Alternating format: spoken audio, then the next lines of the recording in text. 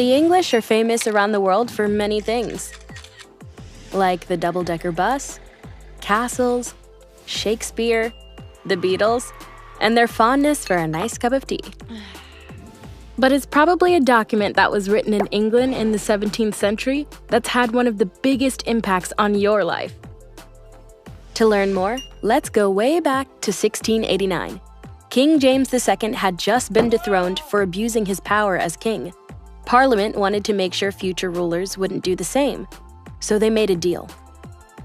William III and his wife, Mary II, could become king and queen if they signed the English Bill of Rights. The document limited the control of the English monarchy and gave more power to the people. Based on the radical teachings of English political philosopher John Locke, the English Bill of Rights included a whole new set of rights and liberties that made England more democratic and free. For example, it authorized free elections, gave members of Parliament the right to speak their minds, and protected them from cruel and unusual punishments.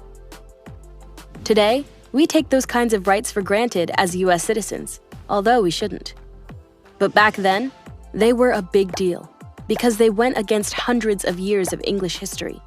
Now, all of a sudden, it was the people who had the power to decide their own future, not the king or queen.